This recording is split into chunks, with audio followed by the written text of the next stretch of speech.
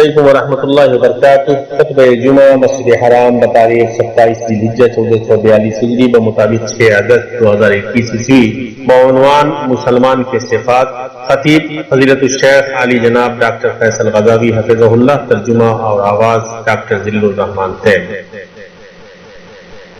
ہر طرح کی تعریف اللہ تعالی کے لیے، ہم اس کی حمد بیان کرتے ہیں،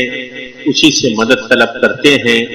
اور اس کی بارگاہ میں پناہ لیتے ہیں اپنے برے اعمال سے۔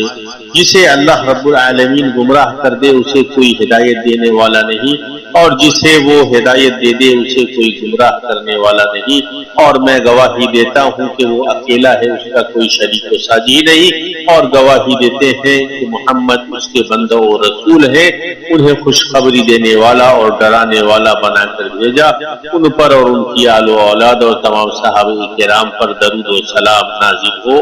اور بہت سلام کی نازل ہو۔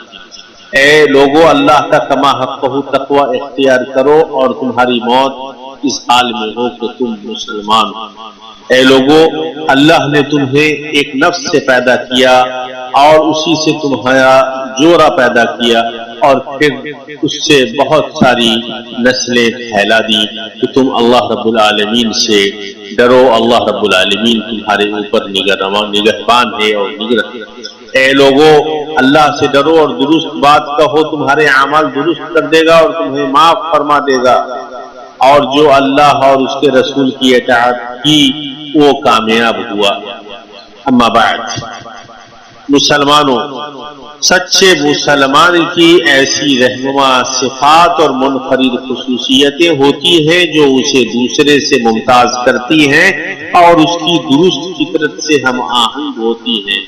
ہر مسلمان کو چاہیے کہ وہ انہیں یاد رکھنے والا اور انہیں مضبوطی سے تھامنے والا ہو تاکہ ان کے ثمرات حاصل کرنے اور ان کی فصل کاٹنے میں کامیاب ہو سکے، پاکیزہ زندگی گزار سکے اور دونوں جہان کی سعادت حاصل کر سکے۔ یہ خصوصیات اپنی خوبصورت ترین شکل اور کامل ترین مفہوم میں اس امت کے سلف کی پہلی نسل کے معاشرے میں رونما ہوئی جنہوں نے اللہ کے دین کو مضبوطی سے تھاما، جیسا انہیں حکم دیا گیا تھا اسی طرح استقامت برتی، حق پر ثابت قدم رہے، چنانچہ وہ کامیاب و کامران ہوئے، حکمرانی کی اور تعمیر کی۔ اللہ کے بندو، مسلمان کی ان خصوصیات میں سے جن سے وہ متصف ہوتا ہے اس کا اللہ سے عزت و غلبہ حاصل کرنا ہے۔ ارشاد ربانی ہے، جو شخص عزت حاصل کرنا چاہتا ہو تو اللہ تعالی ہی کی ساری عزت ہے۔ اسے یقین ہوتا ہے کہ اللہ تعالی کی عزت ہی اس کی عزت و قوت اور نصرت کا مصدر ہے۔ ارشاد ربانی ہے، سنو، عزت تو صرف اللہ تعالی کے لیے اور اس کے رسول کے لیے اور ایمانداروں کے لیے ہے۔ وہ اپنے لیے اللہ تعالیٰ کے اس اکرام کو محسوس کرتا ہے جو اس نے اسے دین حنیف کی ہدایت عطا کر کے فرمایا ہے، تو وہ اس کے شرف اور طاقت کا سرچشمہ ہے۔ فاروق عمر بن الخطاب رضی اللہ عنہ نے فرمایا، یقیناً تم لوگوں میں سب سے زیادہ ذلیل، سب سے کم اور سب سے حقیر تھے، تو اللہ تعالیٰ نے تمہیں اسلام کی ذریعے عزت عطا فرمائی، تو اس کے علاوہ جہاں بھی تم عزت طلب کرو گے اللہ تعالیٰ تمہیں ذلیل کرے گا۔ بھائیو، مسلمان جب اللہ کے دین سے طاقت لینا چھوڑ دیتا ہے تو اس کا ارادہ کمزور پڑ جاتا ہے، اس کی طاقتیں مضمحل ہو جاتی ہیں، وہ کمی، کمزوری اور نفسیاتی شکست محسوس کرتا ہے اور وہ بلا امتیاز و بصیرت کے دوسروں کی مشابہت اور تقلید کرنے لگتا ہے۔ مسلمان کی خصوصیت میں سے یہ ہے کہ وہ اللہ کے شاعر کی تعظیم کرتا ہے، حرمات کو پامال نہیں کرتا ہے اور اللہ نے جو مشروع کیا ہے اسے حقیر نہیں سمجھتا ہے۔ ارشاد ربانی ہے، اور سنو، اللہ کی نشانیوں کی جو عزت و حرمت کرے اس کے دل کی پرہیزگاری کی وجہ سے یہ ہے۔ تو اللہ کے شاعر کی تعظیم دلوں کے تقوی سے صادر ہوتی ہے۔ ان کی تعظیم کرنے والا اپنے تقوی اور ایمان کے صحیح ہونے پر دلیل قائم کرتا ہے، اس لیے کہ ان کی تعظیم اللہ کی تعظیم و اجلال کے تابع ہے۔ اللہ کی تعظیم ہر ایک پر واجب ہے، تو جو اللہ کی تعظیم نہیں کرے گا وہ اس کے حدود کو قائم نہیں کرے گا اور اس کی شریعت کی پیروی نہیں کرے گا، اور جو اللہ کی تعظیم نہیں کرے گا وہ اس کی حق و قدر نہیں کرے گا۔ اس کے سامنے کھڑے ہونے سے نہیں ڈرے گا، چنانچہ اس کی اطاعت کی طرف نہیں لپکے گا، بلکہ اس کے حکم کو ہلکے میں لے گا اور اس کی حرمات کو پامال کرے گا۔ اللہ کی تعظیم بندے کو اس بات سے روکتی ہے کہ وہ محرمات میں سے کسی چیز کو حقیر سمجھے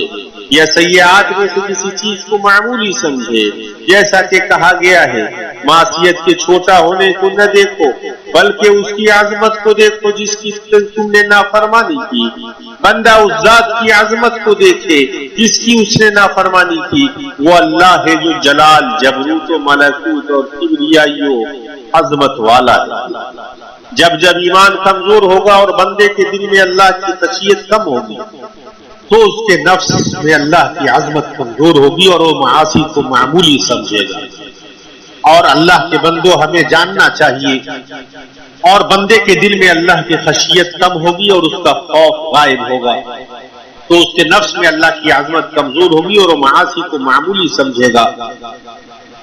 انس رضی اللہ عنہ کی روایت ہے کہ انہوں نے کہا تم ایسے اعمال کرتے ہو جو تمہاری نگاہ میں بال سے بھی زیادہ باریک اور معمولی ہے، جبکہ ہم اللہ کے نبی کے عہد میں انہیں ہلاک کرنے والے گناہوں میں شمار کرتے تھے۔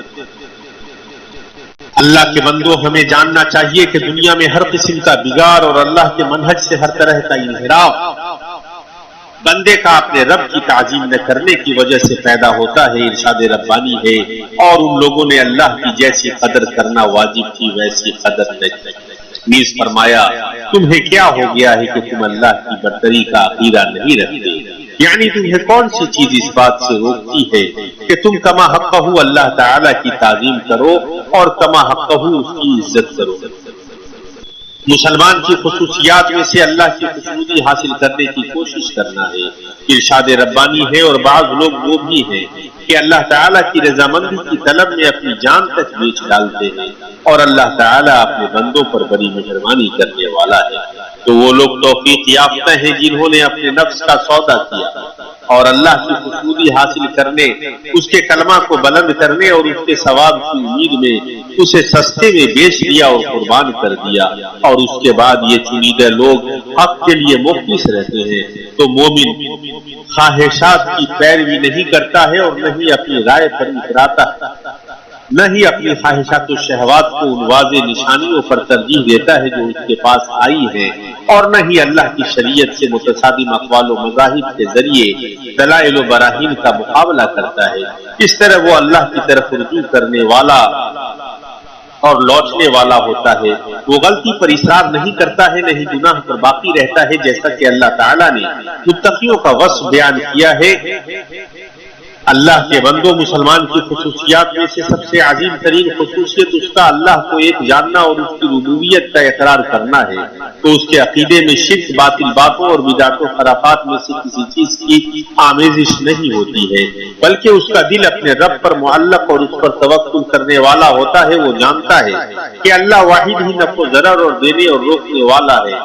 تو وہ کوئی ایسا کام نہیں کرتا ہے جو منہج توحید کے مخالف ہو، کسی ایسی چیز کا ارتکاب نہیں کرتا ہے جو صحیح اعتقاد کے منافی ہو۔ وہ محتاط و ہوشیار رہتا ہے، وہ کسی ایسی چیز سے راضی نہیں ہوتا ہے جو اس کے عقیدے کو خراب کر دے اور اس کی فطرت کو آلودہ کر دے، اس لیے کہ وہ ان چیزوں سے دھوکہ نہیں کھاتا ہے جنہیں پھیلایا جاتا ہے، جیسے ایسے قوانین جو باطل اعتقادات و تصورات پر قائم ہیں، جیسے اس علاج کا پروپیگنڈا کرنا جو اس اعتقاد پر مبنی ہے کہ معبود کے مقابلے میں کوئی طاقت ہے۔ تو جس طرح ہم مسلمان اس بات کا اعتقاد رکھتے ہیں کہ اللہ سبحانہ کائنات کی تدبیر کرنے والا، پیدا کرنے والا، سب کا نگہبان اور قادر ہے، وہ جو چاہتا ہے کرتا ہے اور ہر چیز پر قادر ہے، اسی طرح یہ لوگ اس بات کا اعتقاد رکھتے ہیں کہ طاقت کی قدرت ہے جو اس بات کی استطاعت رکھتی ہے کہ جو چاہے کرے،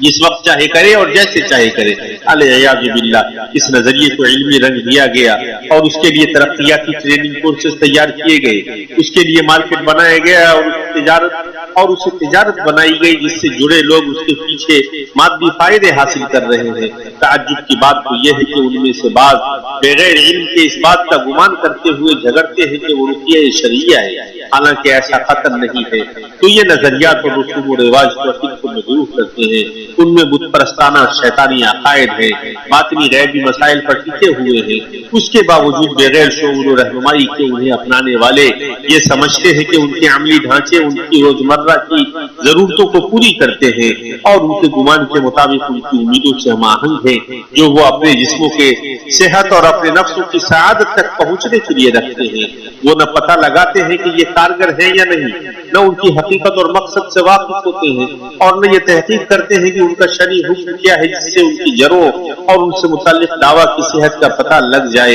اور یہاں ان منحرف اعتقادات کا ذکر چھوڑ دیجئے جو بہت سارے جاہلوں کے مابین چل پڑے ہیں کہ وہ مختلف شکلوں کے دھاگے اور تعویذ اختیار کرتے ہیں اور نظر بد و حسد سے بچنے، امراض سے محفوظ رہنے، بلا ٹالنے اور بے چینی کشیدگی اور افسردگی دور کرنے کے لیے انہیں بڑے پیمانے پر لٹکاتے ہیں۔ اور یہ تمام چیزیں ایمان کی کمزوری، توحید سے لاعلمی، اوہام و خرافات اور دجل و شعبدہ بازی میں پڑھنے اور اس قرآن مجید کو چھوڑنے کی وجہ سے رونما ہوئی ہے جس میں حقیقی شفا ہے، اور اللہ کے ذکر اور آیات اور شرعی دعاؤں سے غفلت کی بنیاد پر رونما ہوئی ہے۔ یہ وہ لوگ ہیں اس نبوی تنبیہ سے کتنے دور ہیں جس میں آپ صلی اللہ علیہ وسلم نے فرمایا جھاڑ پھونک، تعویذ گنڈا اور تیولا جادوئی عمل یعنی شرک ہے، اور آپ صلی اللہ علیہ وسلم نے فرمایا جس نے تعویذ گنڈا لٹکایا تو گویا کہ اس نے شرک کیا۔ دینی بھائیوں، میں یہ باتیں اس لیے کہہ رہا ہوں کہ ایک مسلمان پر واجب ہے کہ وہ اپنے بھائی کو نصیحت کرے اور اس سے شفقت برتے، نیز توحید کے باڑے کی حفاظت کے حریص ہونے، شرک تک پہنچانے والے ہر راستے کو روکنے اور مختلف انواع و اشکال کے اعتقادی انحراف کا شکار ہونے سے ڈرانے کے لیے یہ سب کہہ رہا ہوں۔ اس لیے کہ جب ایک شخص نبی کریم صلی اللہ علیہ وسلم کے پاس آیا اور اس نے کہا جو اللہ چاہے اور آپ چاہیں، تو نبی کریم صلی اللہ علیہ وسلم نے اس کی نکیر فرمائی کہ اس نے آپ کو اللہ کے مساوی شریک بنا دیا۔ چنانچہ صلی اللہ علیہ وسلم نے فرمایا کیا تو نے مجھے اللہ کا شریک بنا دیا؟ بلکہ یہ کہو جو اللہ اکیلے چاہے۔ تو اس میں اس بات سے تنبیہ ہے کہ مشیت یا تعظیم میں الفاظ کے ذریعے مخلوق کو خالق کے مساوی بنایا جائے، گرچہ اس کا کہنے والا دل میں اس کا اعتقاد نہ رکھتا ہو۔ تو اس شخص کا کیا ہوگا جو مخلوق کے بارے میں کسی ایسی چیز کا اعتقاد رکھے جو اللہ کی ربوبیت کے خصائص میں سے ہے؟ اس طرح اللہ کے وسلم کے اس قول میں شعبدہ باز و دجالوں اور جھوٹوں کے فریب میں پڑنے سے ڈرایا گیا ہے جو کسی کاہن یعنی آئندہ خبر دینے والے یا عراف یعنی موجودہ چھپی چیزوں کی خبر دینے والے کے پاس آیا اور وہ جو کہہ رہا ہے اس کی تصدیق کی، تو اس نے اس چیز کا انکار کیا جو محمد پر نازل کی گئی ہے، اور اس شخص کے لیے کوئی عذر نہیں ہے جو علاج کی غرض سے اس طرح کے غیر شرعی اسباب کو اختیار کرتا ہے اور کہتا ہے ہم اس طرح کے فاسد عقائد کا اعتقاد نہیں رکھتے ہیں، ہماری نیت تو اچھی ہے، ہم تو خیر چاہتے ہیں، ہمارا مقصد تو شفا حاصل کرنا اور علاج کرانا۔ تو ایسے شخص کا کلام مردود ہے، اس لیے کہ نبی کریم صلی اللہ علیہ وسلم نے اپنے اس قول میں فیصلہ سنا دیا ہے جو اس کے اس دعویٰ کو رد کرتا ہے اور اس طرح کی حجت کی تردید کرتا ہے۔ ارشاد ربانی ہے، ارشاد نبوی ہے، یقیناً اللہ تعالیٰ نے ان چیزوں میں تمہارے لیے شفا نہیں رکھا ہے جو تمہارے اوپر حرام کی ہے۔ تو پھر معاملہ کتنا سنگین ہے جب اس علاج میں توحید کی مخالف اور منافی چیز کی آمیزش ہو اور اس کی بنیاد ایسے تصورات پر ہو جو درست دین اور اس کی بنیادوں سے متصادم ہے۔ اس میں کوئی شک نہیں کہ معاملہ نہایت ہی سنگین اور مصیبت بڑی شدید ہے۔ اس طرح تعویذ گنڈوں کی شکل و صورت والی چیزوں کا لٹکانا حرام ہے جو زیب و زینت کے لیے استعمال کی جاتی ہے، اگرچہ ان کے لٹکانے میں فاسد اعتقاد کا قصد نہ ہو، اس لیے کہ اس میں اس شخص کی مشابہت ہے جو اس سے اعتقاداً لٹکاتا ہے۔ اللہ تعالی ہمیں اور آپ کو کتاب و سنت میں برکت عطا فرمائے، ان دونوں میں جو آیات اور حکمتیں ہیں ان سے فائدہ پہنچائے۔ میں اپنی یہ بات کہتا ہوں اور اللہ عزیز سے اپنے لیے اور آپ سب کے لیے اور تمام مسلمانوں کے لیے ہر طرح کے گناہ سے مغفرت طلب کرتا ہوں۔ تم سب اسی سے مغفرت طلب کرو، یقیناً وہ بہت زیادہ معاف کرنے والا اور بہت زیادہ رحم کرنے والا ہے۔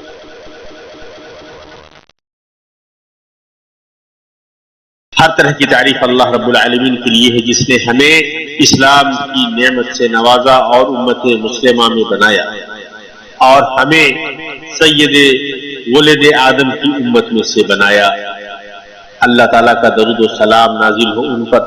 اور میں گواہی دیتا ہوں کہ اللہ کے علاوہ کوئی معبود نہیں اور محمد اس کے بندہ و رسول ہیں۔ اللہ تعالیٰ کا درود و سلام نازل ہو آپ پر، آپ کی آل و اولاد اور صحابہ کرام پر، اور بہت زیادہ سلام بھی نازل ہو۔ اما بعد، اللہ کے بندوں، مسلمانوں کی خصوصیات میں سے یہ ہے کہ وہ اپنے علم نافع میں اضافہ کرتا ہے جیسا کہ اللہ تعالیٰ نے فرمایا ہاں یہ دعا کر کے پروردگار میرا علم بتا، اور اس کے ذریعے مسلمان کے لیے علوم و معارف کے دروازے کھلتے ہیں، وہ اپنے نفس سے جہالت کو دور کرتا ہے اور بصیرت کے ساتھ عمل کرتا ہے۔ تو بندہ کے لیے ضروری ہے کہ اس کے پاس علمی قوت ہو جو اسے راہ دکھائے اور رہنمائی کرے، تو وہ علم نافع اور عمل صالح کو جمع کر سکے اور اپنے رب سے یہ دعا کرنے سے نہ رکے کہ اس کا رب اسے اس چیز سے نفع پہنچائے جو اس نے اسے سکھایا ہے، اور اسے وہ چیز سکھائے جو اسے نفع پہنچائے۔ تو بندہ کو جس قدر اللہ کے سلسلے میں علم میں اضافہ ہوگا اسی قدر رب سے اس کا تعلق زیادہ ہوگا، وہ ایمان کے اعتبار سے زیادہ مضبوط اور عقیدے کے اعتبار سے زیادہ پختہ ہوگا، اور شکوک و وسوسے اور اوہام سے زیادہ دور ہوگا۔ مسلمان کی خصوصیات میں سے دین پر اس کا ثابت قدم رہنا ہے، تو وہ ایڑیوں کے بل پیچھے نہیں پلٹتا ہے اور اس چیز میں تغیر تبدیلی نہیں کرتا جس پر اس نے اللہ سے عہد کیا ہے، بلکہ اپنے عہد کو مکمل طور پر پورا کرتا ہے۔ ارشاد ربانی ہے مومنوں میں ایسے لوگ بھی ہیں جنہوں نے جو عہد اللہ تعالیٰ سے کیا انہیں سچا کر دکھایا، بعض نے تو اپنا عہد پورا کر دیا اور بعض موقع کے منتظر ہیں اور انہوں نے کوئی تبدیلی نہیں کی۔ نیز اللہ عز و جل نے فرمایا اور جو شخص اس اقرار کو پورا کرے جو اس نے اللہ کے ساتھ کیا ہے تو اسے عن قریب اللہ بہت بڑا اجر دے گا، اور وہ اس چیز کی طرف نہیں لوٹتا ہے جسے اللہ تعالیٰ نے حرام کیا ہے، بعد اس کے کہ اللہ تعالیٰ نے اسے گمراہی اور تاریکی سے بچایا، کیونکہ سب سے بری تاریکی ہدایت کے بعد گمراہی اور طاعت سے معصیت کی طرف لوٹنا ہے۔ انسان دین پر ثابت قدم رہنے کے لیے اور کجی اور فتنے کے خوف سے ہمیشہ اپنے رب سے یہ دعا کرتا رہے کہ اسے فتنے میں نہ ڈالے، اور موت کے وقت تک دین پر ثابت قدم رکھے، اور اس میں کوئی تعجب کی بات نہیں، اس لیے کہ اللہ کے رسول صلی اللہ علیہ وسلم کثرت سے یہ دعا پڑھتے تھے، یا مقلب القلوب ثبت قلبی علی دینک۔ بھائیو، ہم میں سے ہر شخص کے لیے ضروری ہے کہ وہ سچے مسلمان کی خصوصیات حاصل کرنے کی کوشش کرے۔ اسی طرح والدین، تربیت کرنے والوں اور معلمین پر واجب ہے کہ وہ جن کی تربیت کر رہے ہیں ان کے نفوس میں ایمانی شعور کو راسخ اور مضبوط کر کے ان خصوصیات کو ان میں راسخ کرنے کی طرف اپنی توجہ مبذول کریں، اس لیے کہ انسان کی بنیاد جس قدر درست ہوگی سماج اور امت کی بنیاد اسی قدر مضبوط اور پختہ ہوگی۔ اسی میں ہر طرح کی اعتقادی خلل، دینی غلو، اخلاقی انحطاط اور رویے کے انحراف سے افراد اور سماج کا بچاؤ۔ مسلمانوں، نیکیوں کے موسم کے ختم ہونے کے بعد انسان اپنی حالت پر نظر ڈالے، ان میں نیکیوں کی قبولیت کی علامات میں سے یہ ہے کہ مومن اس کے بعد عظیم طاعتوں اور نیکیوں کے ذریعے موقعوں اور اوقات سے فائدہ اٹھا کر رحمتوں کی باد بہاری سے مستفید ہو کر اللہ کی خوشنودی کی طرف ہمیشہ تیزگام ہونے پر ثابت قدم رہے۔ ہم اس زندگی میں مسابقت اور عمل کے میدان میں ہیں، جو انسان موت کے وقت تک عمل سے نہ رکے، نہ عبادت کو منقطع کرے، ارشاد ربانی ہے اور اپنے رب کی عبادت کرتے رہے یہاں تک کہ آپ کو موت آ جائے۔ تو عبادت کسی وقت، کسی جگہ اور کسی حالت کے ساتھ محدود نہ ہو۔ ماہ و سال گزر رہے ہیں، ایام و ساعات ختم ہو رہے ہیں، ان میں کس قدر نصیحت و عبرت ہے۔ اعتبار اس بات کا نہیں ہوگا کہ انسان اس دنیا میں زندہ رہے اور لمبی عمر پائے، بلکہ اچھے عمل کا اعتبار ہوگا۔ تو لوگوں میں سب سے بہتر وہ ہے جس کی عمر لمبی ہو اور اس کا عمل بہتر ہو، اور لوگوں میں سب سے برا وہ ہے جس کی عمر لمبی ہو اور اس کا عمل برا ہو، جیسا کہ اس سلسلے میں صادق و مصدوق علیہ الصلوۃ والسلام نے بتایا ہے۔ اللہ تعالیٰ اور اس کے فرشتے درود بھیجتے ہیں محمد بن عبداللہ پر، تو اے مسلمانوں تم بھی ان پر درود بھیجو اور بہت زیادہ سلامتی بھیجتے رہو، جیسا کہ تو نے اے اللہ درود و سلام نازل ہو محمد اور آل محمد پر، جیسا کہ تو نے درود نازل فرمایا ابراہیم اور آل ابراہیم پر۔ اے اللہ اپنے فضل و کرم سے ہمیں معاف فرما دے، اے اللہ اسلام اور مسلمانوں کو غلبہ عطا فرما، دین کے دشمنوں کو تباہ و برباد فرما۔ اے اللہ ہمیں چال چلنے والوں کی چال سے محفوظ رکھ، اور تاک میں لگے لوگوں کی تاک سے ہمیں محفوظ رکھ، ہمیں امن و اطمینان کے ساتھ رکھ، اور مسلمانوں کے تمام ممالک کو اے اللہ ہمیں زنا، زلزلوں اور آزمائشوں سے محفوظ رکھ۔ اے اللہ اس ملک کو محفوظ رکھ اور دنیا کے تمام مسلمانوں کو محفوظ رکھ۔ اور جو تمہارے راستے میں جہاد کر رہے ہیں ان کی تو مدد فرما، ان کے لیے تو معاون و مددگار بن جا، اور سربراہ مملکت کو خیر کی توفیق عطا فرما اور اچھے لوگوں میں سربراہی تو رکھ دے، اور ہمارے سربراہ مملکت کو اقوال و افعال میں ہر طرح کے خیر کی توفیق عطا فرما۔ اے اللہ ہم تم سے پناہ مانگتے ہیں نعمتوں کے زائل ہونے، اچانک مصیبت آنے اور ہر طرح کی مصیبت سے۔ اے اللہ برس جنون اور جذام سے ہم تیری پناہ میں آتے ہیں۔ اے اللہ ہمارے دلوں سے کفر کو نکال دے اور ایمان کو مستحکم کر دے۔ اے اللہ نیکوکاروں کے ساتھ ہمیں تو ملا دینا، اور ہر طرح کی تعریف اللہ رب العالمین کے لیے ہے۔